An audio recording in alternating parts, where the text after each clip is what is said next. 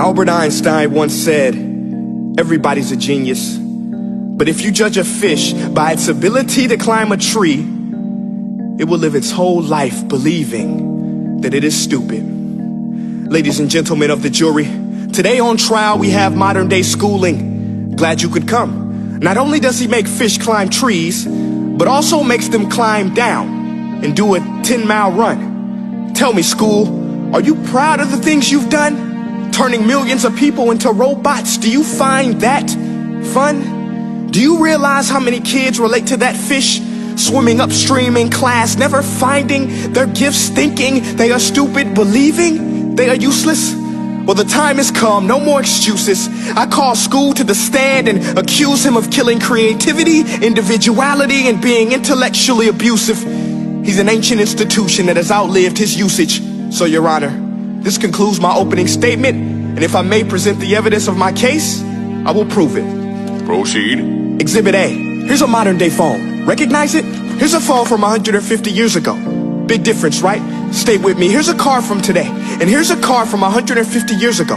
Big difference, right? Well, get this. Here's a classroom of today, and here's a class we used 150 years ago. Now ain't that a shame? In literally more than a century, nothing has changed. Yet you claim to prepare students for the future? But with evidence like that, I must ask, do you prepare students for the future or the past? I did a background check on you and let the record show that you were made to train people to work in factories, which explains why you put students in straight rows, nice and neat, tell them sit still, raise your hand if you want to speak, give them a short break to eat, and for 8 hours a day tell them what to think. Oh, and make them compete to get an A. A letter which determines product quality, hence grade A of meat. I get it. Back then, times were different. We all have a past. I myself am no Gandhi. But today, we don't need to make robot zombies. The world has progressed. And now we need people who think creatively, innovatively, critically, independently, with the ability to connect. See, every scientist will tell you that no two brains are the same. And every parent with 2 or more children will confirm that claim. So please explain why you treat students like cookie cutter frames or snapback hats, giving them this one-size-fits-all crap. Watch your language. Sorry, Your Honor, but if a doctor prescribed the exact same medicine to all of his patients, the results will be tragic. So many people would get sick, yet when it comes to school, this is exactly what happens. This educational malpractice, where one teacher stands in front of 20 kids, each one having different strengths, different needs, different gifts, different dreams, and you teach the same thing the same way? That's horrific. Ladies and gentlemen, the defendant should not be acquitted. This may be one of the worst criminal offenses ever to be committed. And let's mention the way you treat your employees. Objection. Overruled. I want to hear this. It's a shame. I mean, teachers have the most important job on the planet, yet they're underpaid? No wonder so many students are short-changed. Let's be honest, teachers should earn just as much as doctors, because a doctor can do heart surgery and save the life of a kid, but a great teacher can reach the heart of that kid and allow him to truly live. See, teachers are heroes that often get blamed, but they're not the problem. They work in a system without many options or rights. Curriculums are created by policymakers, most of which have never taught a day in their life. Just obsessed with standardized tests. They think bubbling in a multiple choice question will determine success.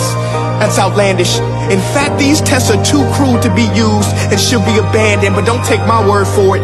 Take Frederick J. Kelly, the man who invented standardized testing, who said, and I quote, "These tests are too cruel to be used and should be abandoned." Ladies and gentlemen of the jury, if we continue down this road, the results will be lethal.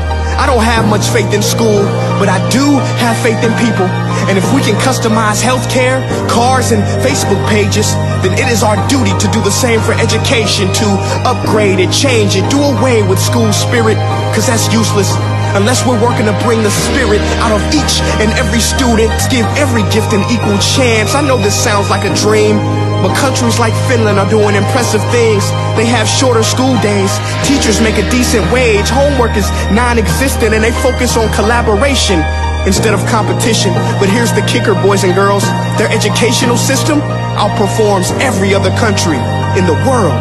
Other places like Singapore are succeeding rapidly. Schools like Montessori, programs like Khan Academy, there is no single solution. But let's get moving, because while students may be 20% of our population, they are 100% of our future. So let's attend to their dreams, and there's no telling what we can achieve. This is a world in which I believe, a world where fish are no longer forced to climb trees. I'll rest my case.